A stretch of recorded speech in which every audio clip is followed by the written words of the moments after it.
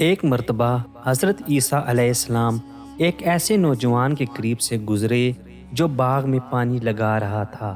اس نے آپ علیہ السلام سے کہا کہ بارگاہ الہی میں دعا فرمائیے کہ اللہ رب العزت اپنے عشق کا ایک ذرہ مجھے عنایت فرما دے۔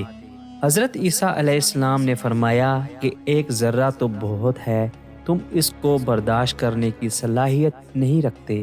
اس نے کہا کہ صرف نصف ذرہ ہی عطا فرما دے۔ اس پر حضرت عیسیٰ علیہ السلام نے پروردگار عالم سے دعا مانگی، یا اللہ اسے اپنے عشق کا نصف ذرہ مرحمت فرما دے۔ یہ دعا مانگنے کے بعد آپ وہاں سے تشریف لے گئے۔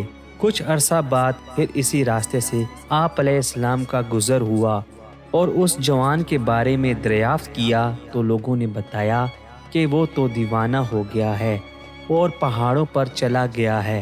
حضرت عیسیٰ علیہ السلام نے پروردگار عالم سے دعا مانگی، یا اللہ اس جوان سے میرا سامنا کر دے۔ پھر آپ علیہ السلام نے دیکھا کہ وہ جوان پہاڑ کی ایک چوٹی پر کھڑا ہو کر آسمان کی طرف دیکھے جا رہا ہے۔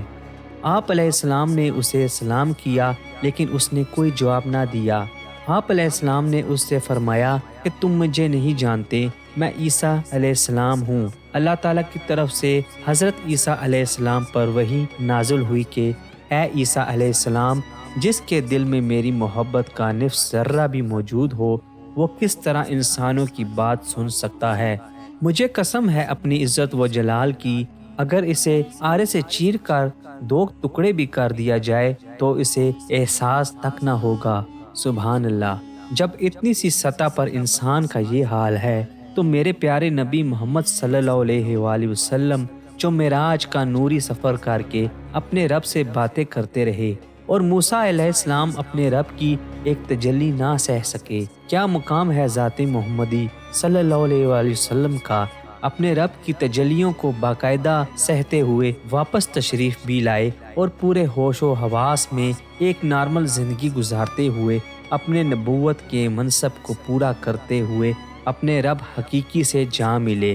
بے شک اللہ تعالیٰ نے نام محمد صلی اللہ علیہ وآلہ وسلم کو بہت بڑا مقام عطا کیا ہے۔